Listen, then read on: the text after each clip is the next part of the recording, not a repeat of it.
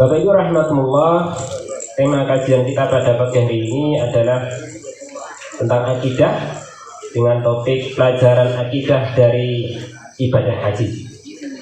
Dan alhamdulillah, saya ucapkan jazakumullah khairan kepada Ustaz Anang yang telah hadir pada pagi hari ini, yang sama-sama nanti kita dengarkan tausiah beliau. Oleh karena itu, marilah sama-sama kita buka kajian pada pagi hari ini dengan membaca basmalah. Bismillahirrahmanirrahim. Kepada Ustaz Anang Fatur Rahman,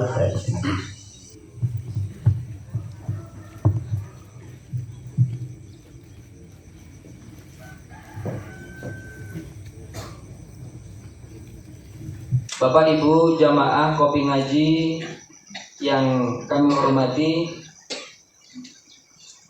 hafidhakumullahu jami'an. Sesuai tema yang diamanahkan kepada kami pada kesempatan pagi hari ini, kita akan belajar tentang beberapa pelajaran akidah yang bisa kita ambil dari peristiwa ataupun syariat ibadah haji.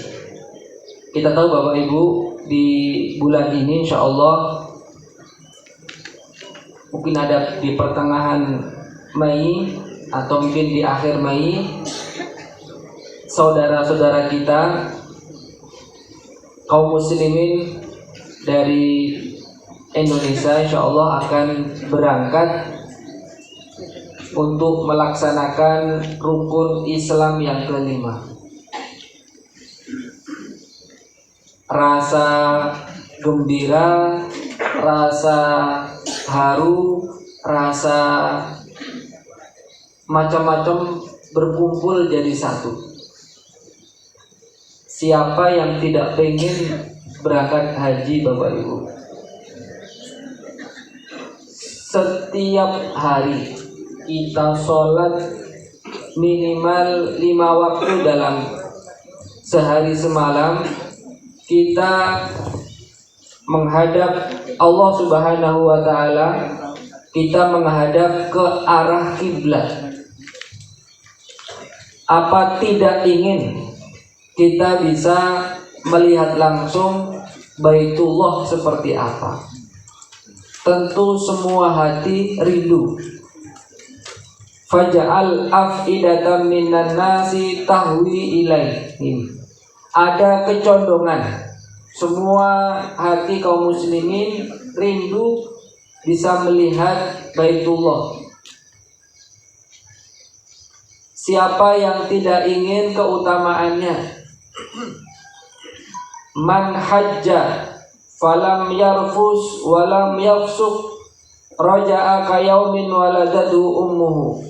Barang siapa yang berhaji, dia tidak melakukan kefasikan, hal-hal yang berkaitan dengan jima dan hal-hal yang mengarah kepadanya, walam yafsuk, dan tidak melakukan kefasikan, perbuatan dosa yang lainnya. Roja'a kayaumin waladathu ummuhu. Orang ini akan pulang dari haji seperti hari di mana ia dilahirkan oleh ibunya. Artinya seperti bayi yang bersih, tidak membawa dosa. Siapa yang tidak ingin, Bapak Ibu, terutama para ibu, yang ditanyakan kepada Nabi, apakah bagi wanita itu ada jihadnya? Rasulullah menjawab, ada. Jihadun la qitala fihi. Jihad yang tidak ada peperangannya, yaitu adalah hajjun mabrur, haji yang mabrur. Haji yang mabrur itu jihad terbesarnya seorang wanita. Maka tentu setiap muslim pasti ingin untuk melaksanakan ibadah haji ini. Dan ibadah haji itu merupakan ibadah yang paling puncak, karena semua jenis kesulitan, semua jenis hal-hal yang tidak mudah ada dalam ibadah haji. Mulai dari mengumpulkan harta benda yang tidak murah, mulai dari penyiapan fisik yang sangat besar, karena harus banyak jalan. Nanti kalau tidak terbiasa jalan, harus digantikan yang lainnya. Tapi kalau masih kuat jalan, insya Allah masih mudah sekali. Harta besar, fisik juga banyak yang harus disiapkan. Mental, tidak sedikit loh Bapak Ibu yang tidak siap secara mental. Saya pokoknya nggak mau kalau naik haji. Kenapa Pak? Padahal mampu. Takut pokoknya kalau naik pesawat terbang. Kalau ada bus Ramayana saya ikut ya. Ternyata masih ada Pak yang merasa takut. Ya kalau kita kembalikan secara penelitian, jangan takut Bapak Ibu. Orang yang meninggal di atas kasur itu jauh lebih besar dan lebih banyak daripada yang meninggal. Artinya meninggal itu tidak ada kaitan dengan kendaraan apapun. Kaitannya adalah memang sudah habis jatah usianya. Wa man dakhalahu kana amina. Siapa yang memasuki Baitullah itu dia akan mendapatkan keamanan. Sudah, tenang. Kalau sudah sampai di sana berarti sudah mendapatkan ketenangan. Ada yang takut lagi Bapak Ibu. Saya takut berangkat haji karena mungkin kebanyakan ini Pak, nonton film Azatilah itu loh Pak. Wah, gara-gara banyak melakukan maksiat, kemudian di sana nanti dibalas oleh Allah. Masya Allah. Haji bukan pembalasan Pak. Padahal haji itu Baitullah. Haji itu duyufur Rahman, tamu-tamunya Allah.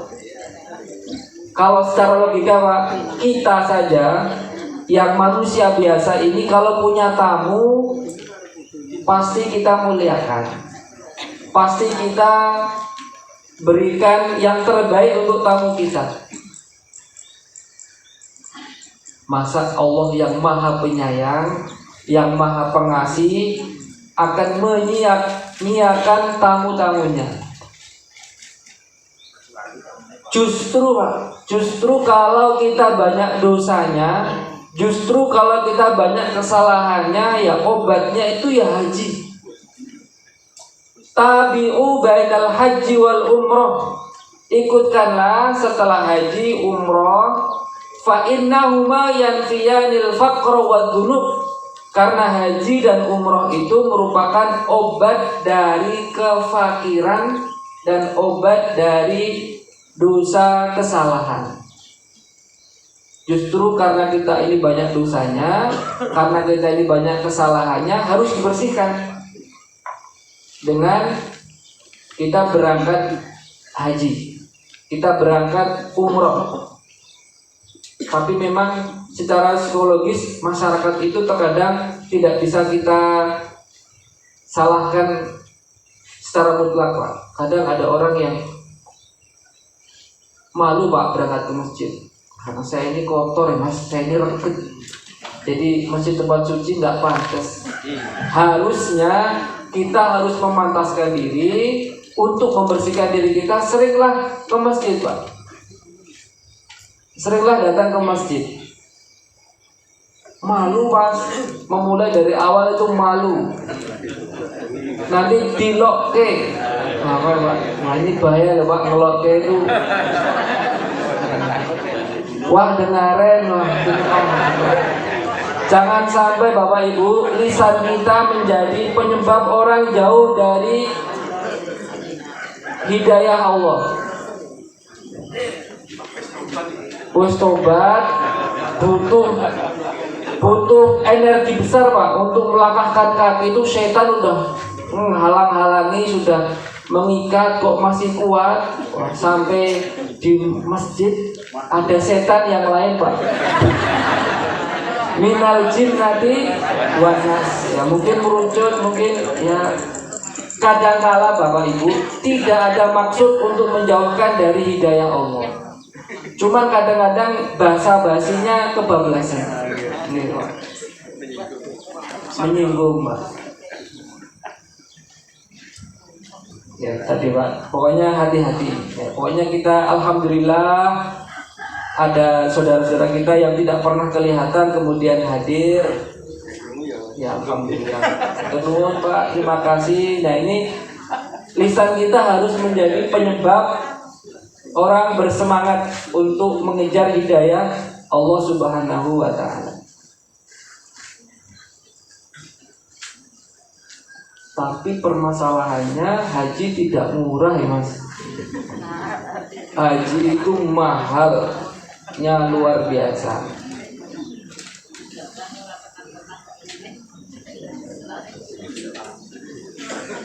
Yang belum punya uang memang tidak wajib Bapak Ibu. Walillahi ala nasi hijjul baiti man istata'a ilaihi sabila. Yang diwajibkan itu hanya bagi mereka yang mampu untuk menempuh perjalanan ke sana. Ada pula yang sudah punya uang banyak tapi tidak segera mendaftar, tidak segera berangkat. Kenapa Bapak Ibu kok boten daftar haji? Mas, saya itu belum dapat panggilan.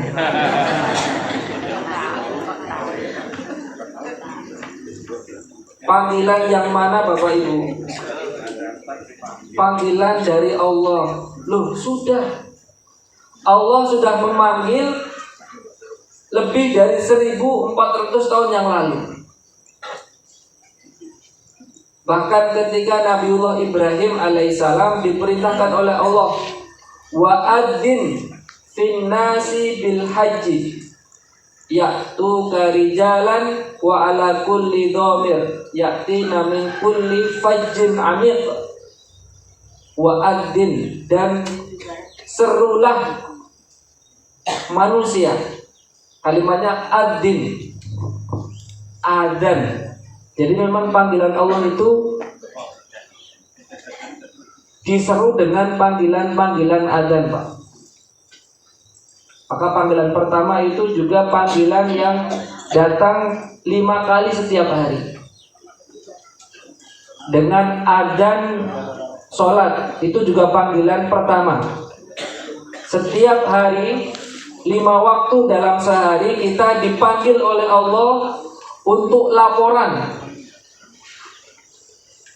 dalam sholat kita. Itu merupakan mi'rajnya seorang yang beriman kepada Allah. Indah sekali Pak, hidup kita itu dinamis. Tidak ada hidup yang lebih dinamis daripada hidupnya seorang muslim. Dalam sehari kita diatur oleh Allah untuk laporan terus kepada Allah.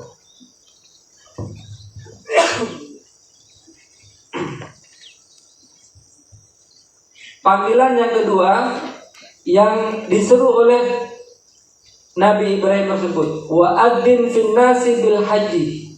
Nabi Ibrahim pun bingung, ya Allah, bagaimana saya menyuruh manusia? Suara saya nggak sampai Pak. Ini kalau nggak ada bantuan mikrofon, bapak-bapak yang di belakang tidak akan mendengar suara saya. Nabi Ibrahim bingung gimana cara menyuruh manusia yang seluruh dunia ini. Maka kata Allah, wahai Ibrahim, sampaikan, kerjakan yang diperintahkan. Akulah yang akan menyampaikan kepada manusia semuanya. Maka Nabi Ibrahim kemudian dalam riwayat naik ke bukit Safa. Kemudian beliau menyeru, ayuhan nas, wahai sekalian manusia, sesungguhnya Allah telah mewajibkan kepada kalian haji, maka berhajilah. Innallaha kataba alaikumul hajja fahajju. Jadi panggilan itu sudah ada. Setiap muslim itu diseru oleh Allah untuk datang ke Baitullah. Panggilan pertama diabaikan. Panggilan kedua diabaikan. Masa harus panggilan ketiga, Pak? Panggilan ketiga ya. Ini panggilan yang tidak bisa ditolak. Kalau panggilan pertama mungkin masih bisa beralasan sibuk, masih bisa beralasan nanggung, masih bisa beralasan masih di jalan. Panggilan kedua masih punya alasan macam-macam. Tapi panggilan yang ketiga, idza ja'at sakratul mauti bil haqq. Maka ini panggilan yang tidak bisa ditolak. Setiap jiwa pasti akan memenuhi panggilan ini.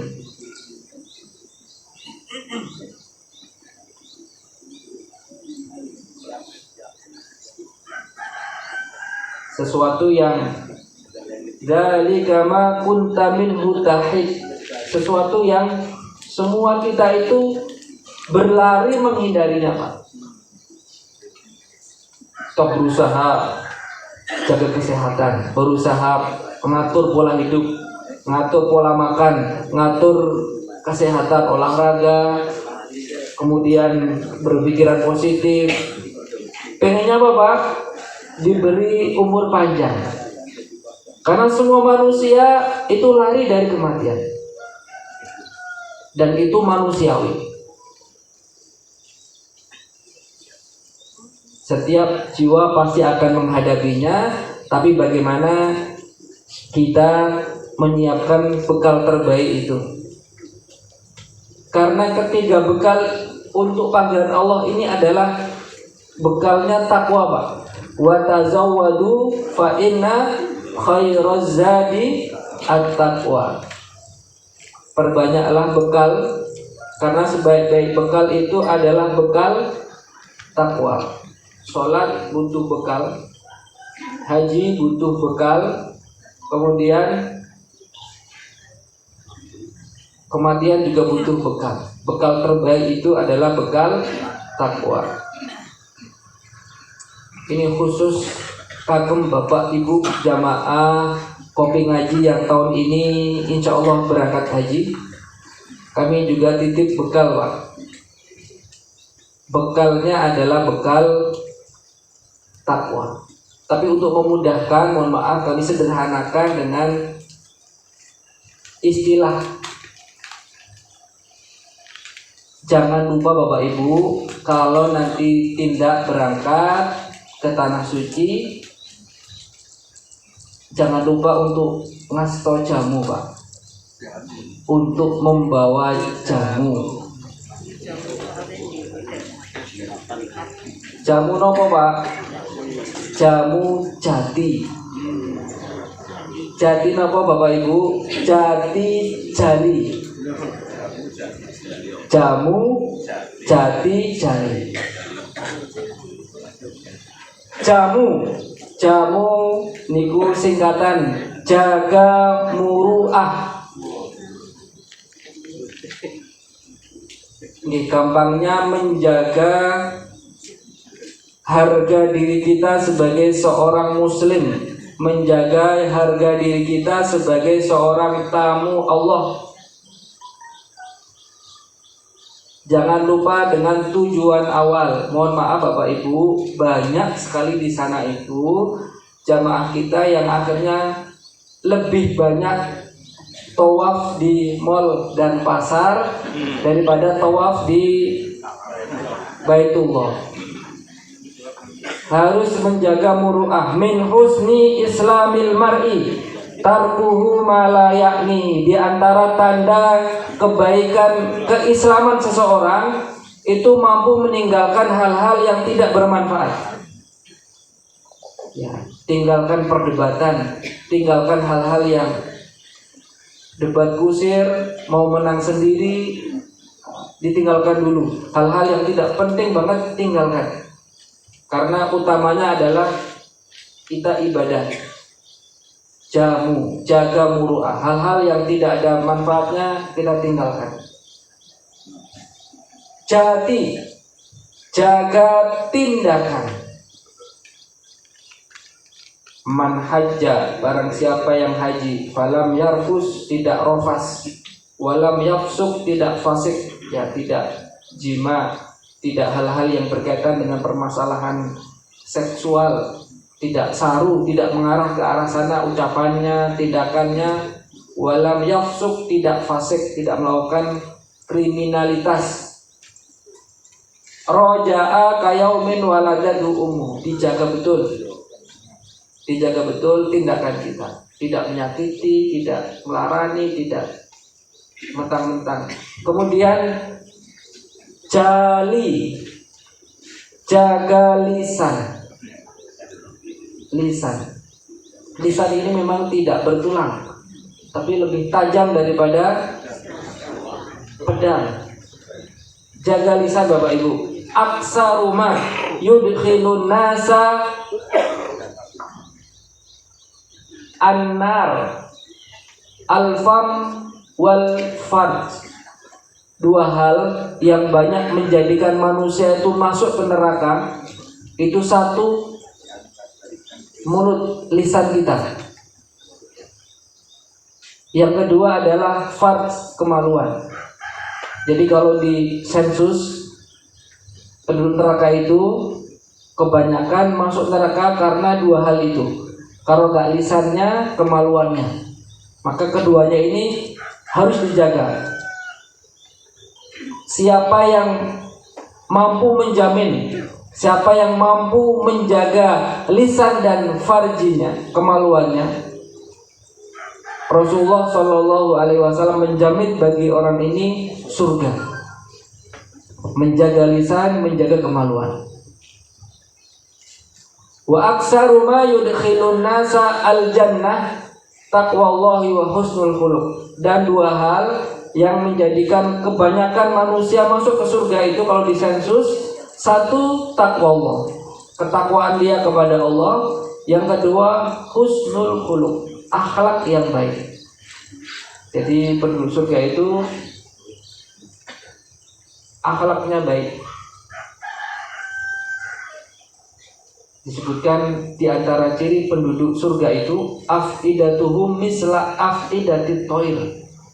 Hati mereka itu seperti hati burung. Maksudnya apa hati burung itu? Ya burung itu lambang tawakalnya kepada Allah sangat kuat. Bolehlah tangannya berikhtiar berusaha di dunia ini, tapi hatinya digantungkan kepada Allah Subhanahu wa ta'ala. Yang kedua, dimaknai burung itu adalah makhluk yang memiliki hati yang lembut. Mungkin di Gosah itu terbang Pak burung itu, karena dia takut terbang. Orang yang calon penghuni surga itu mereka yang memiliki hati yang lembut, yang baik kepada orang lain, mudah memaafkan, tidak menyimpan dendam. Nah itu memiliki husnul khuluq. Jadi jaga muru'ah, jamu, jaga tindakan jati, dan jaga lisan jari. Nah ini tiga hal yang kami titipkan Bapak Ibu. Kalau yang lain juga banyak nitip doa ya Bapak Ibu kan. Titip doa banyak banget nanti. Waduh gimana ya Mas, saya juga pengen berdoa sendiri. Tapi banyak yang nitip doa. Ini saya sampaikan tip Bapak Ibu, kalau lupa, kalau nggak sempat, ini nggak sempat ya Bu, kalau nggak sempat membacakan doa, nanti Bapak Ibu bisa dijamak saja. Ya Allah, semua yang nitip kepada saya kabulkan ya Allah. Kan nggak salah toh Pak ya. Yang itu doa tolong dikabulkan. Ini kalau tidak sempat, kalau sempat kita bacakan satu-satu. Karena ini juga akan kembali kepada kita yang mendoakan. Tidak pernah salah kita mendoakan kebaikan orang lain. Karena malaikat juga akan mengatakan, kamu juga mendapatkan seperti yang kamu doakan. Maka sering-seringlah mendoakan kebaikan orang lain, terutama di waktu dan kesempatan yang tidak didengar oleh orang yang kita doakan itu. Itu akan mengundang doa malaikat untuk kita. Dan Bapak Ibu, kita ingatkan kembali bahwa haji itu ternyata bukan semata-mata mereka yang kaya saja yang mampu. Bukan semata-mata yang dekat saja yang mampu. Banyak orang kaya tapi nggak kunjung naik haji. Banyak orang yang dekat, tinggalnya di Mekah, tinggalnya di Madinah, tapi tidak kunjung haji. Ada aja alasannya. Berarti haji itu memang mereka yang dimampukan oleh Allah. Sepertinya saya ini nggak mampu secara ekonomi. Itulah yang harus kita hilangkan dari diri kita. Dalam artian jangan pernah berputus asa dari rahmat Allah. Boleh jadi orang berangkat haji secara reguler, secara umum dia membayar, dia mendaftar. Tapi ada jalan yang lain. Mungkin Allah berikan kemudahan baginya untuk belajar di negeri-negeri Arab sehingga mudah untuk melaksanakan ibadah haji. Bisa juga mungkin dia fokus di bidang kesehatan sehingga butuh banyak ahli medis, dokter, perawat, atau mungkin bidan yang diberangkatkan untuk menjadi petugas. Atau mungkin dia sebagai abdi negara, ASN, Kemenak, yang punya banyak peluang untuk daftar sebagai petugas.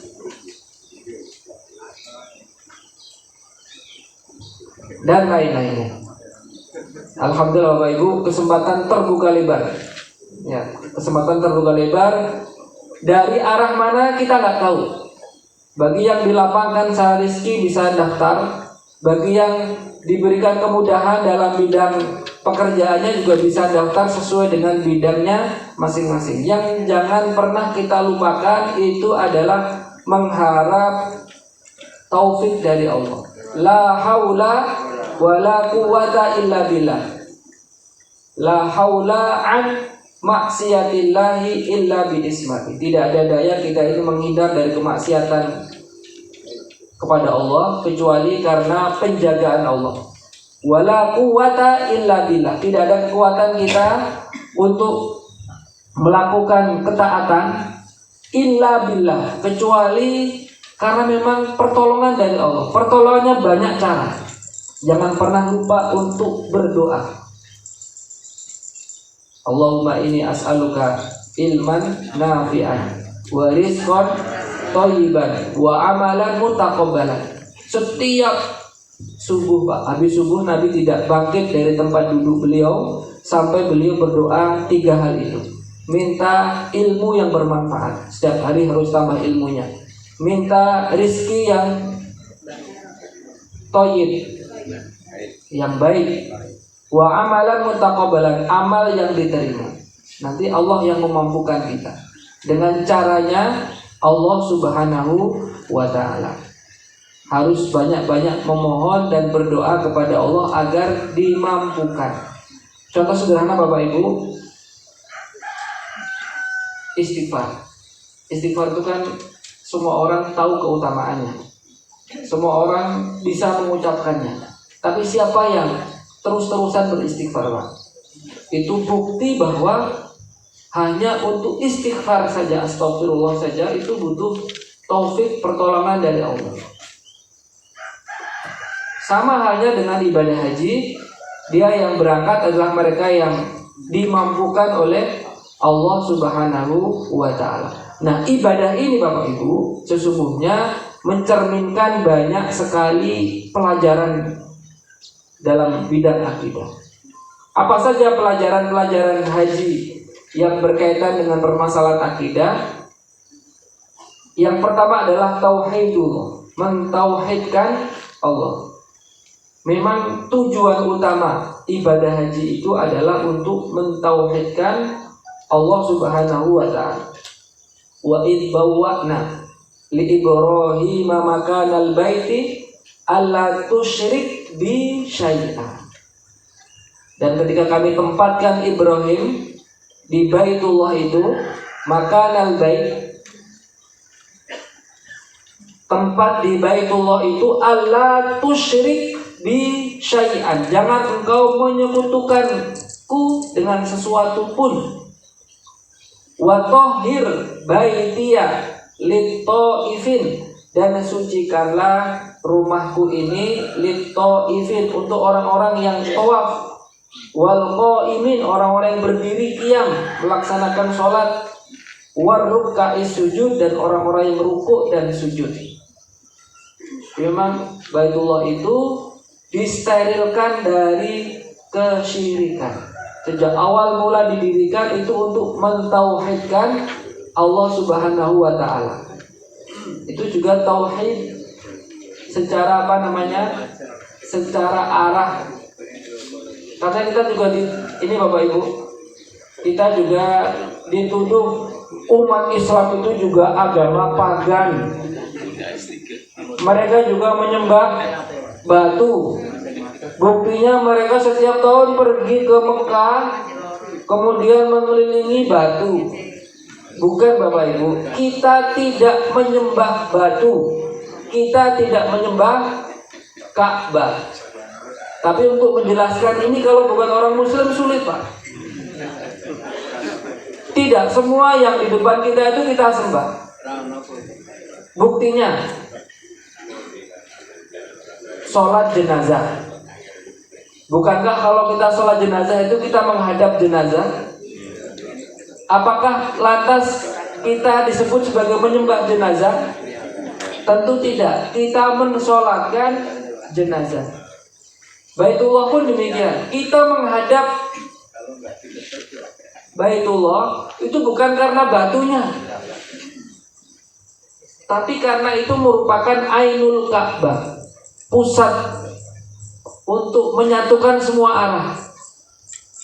Agar kita di Indonesia ini kalau mau sholat menghadap ke arah ya barat laut ya Pak ya. Ya kurang lebih barat, ke arah barat.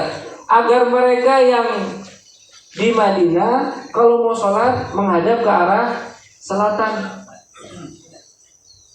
Agar mereka yang di negeri-negeri jauh menghadap semuanya ke satu arah. Itu untuk menyatukan. Kita tidak menyembah kepada batu. Itu hanya untuk menyatukan. Andai kata la qadarullah terjadi perang dunia ketiga, kemudian terjadi penyerangan terhadap Baitullah, la qadarullah dinuklir misalkan, kemudian Ka'bah yang kita lihat di TV itu hancur misalkan, la qadarullah. Apakah terus kita nggak sholat Bapak Ibu? Terus sholatnya menghadap kemana? Bukan masalah batunya Pak. Itu hanya bangunan yang memang ditinggikan untuk mentauhidkan Allah, tapi bukan batunya. Yang kita sembah tetap Allah Subhanahu wa ta'ala. Kita tetap menghadap ke arah sana. Andaikan la qadarullah itu hancur, tetap saja kita menghadap ke arah itu. Kan titik itu merupakan Ainul Ka'bah. Nih, jadi memang didirikan Baitullah itu untuk mentauhidkan Allah Subhanahu wa ta'ala.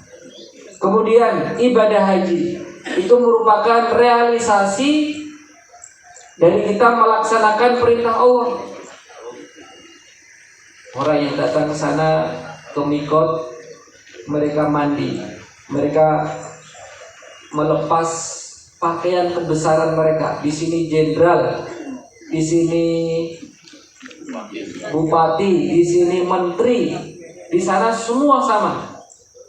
Mau jenderal, mau kopral, mau presiden mau rakyat jelata, semuanya bajunya sama Pak.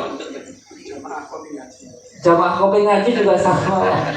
Semuanya mengenakan dua helai yang laki-laki, rida dan izar, selendang dan sarungnya. Semua sama.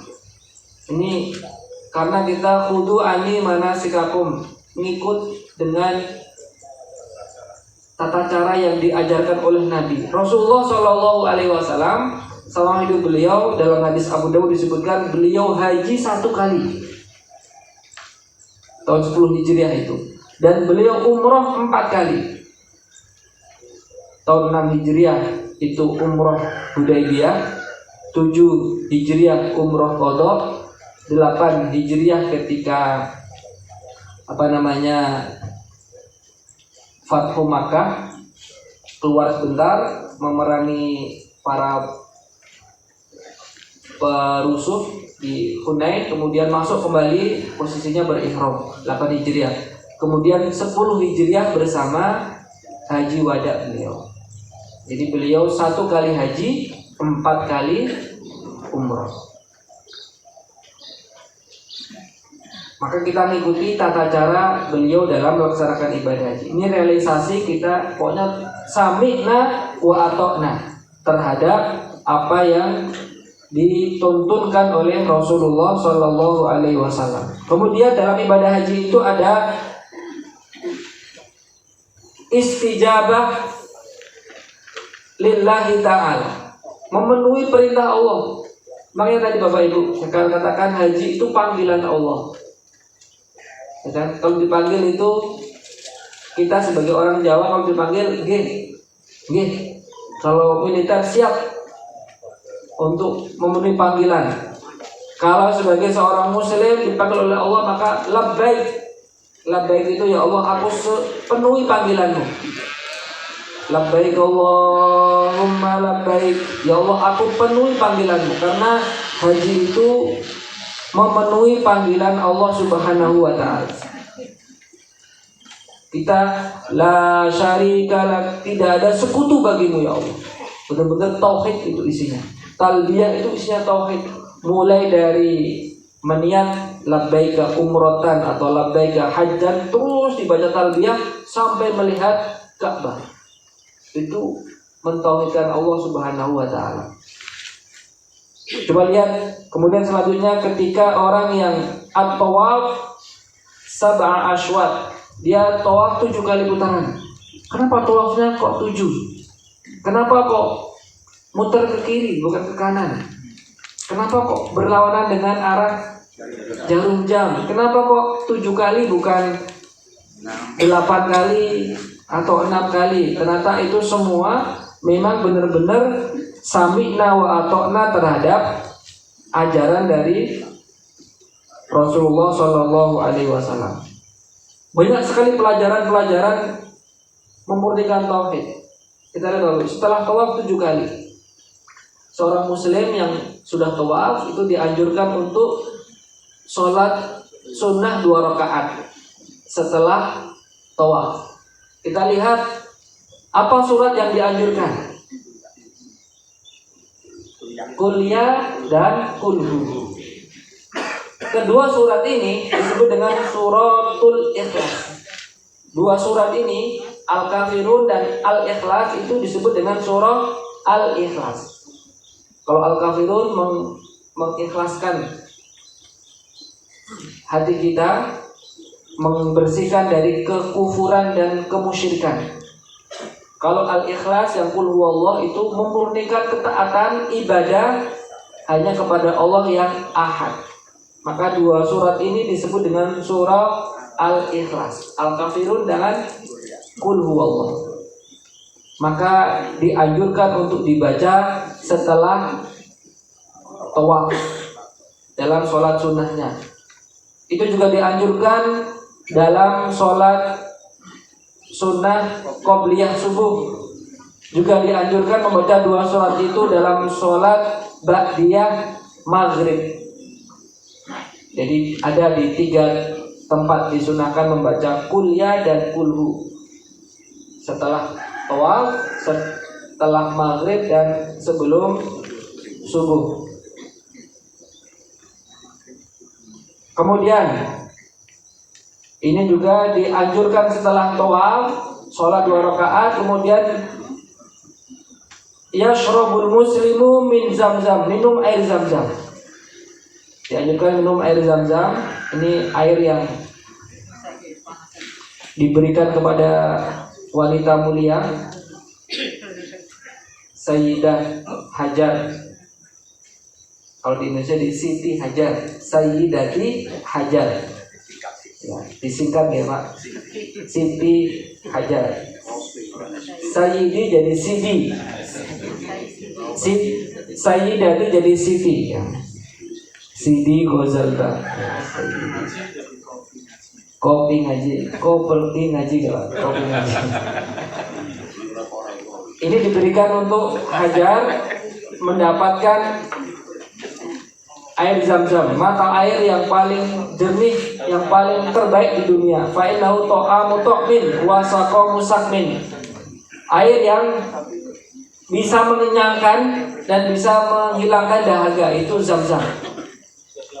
Abu Dzar Al-Ghifari itu ketika masuk Islam, mencari Nabi ke Mekah, itu berbulan-bulan itu bertahan hanya minum zam-zam, tidak makan apapun. Ternyata kuat. Zam-zam itu bisa mengenyangkan. Sebenarnya Bapak Ibu ada kajian menarik. Ini juga sebenarnya ada yang menafsirkan dalam tafsiran yang lain, itu air itu diberikan juga kepada Maryam, Ummu Isa alaihissalam. Ketika Maryam diperintahkan wahuzi ilaiki bijid'in nakhlah, setelah lahir itu diperintahkan untuk menggoyangkan kurma itu. Min tahtiha alla tahzani, dari arah bawah itu ada yang mengatakan alla tahzani, jangan engkau bersedih wahai ibunda. Itu pendapatnya Ibnu Abbas, yang mengatakan itu adalah Jibril alaihissalam, jangan engkau bersedih. Tapi pendapat yang lain kila Isa, jadi Isa yang masih bayi itu bisa berkata dan mengatakan jangan bersedih itu.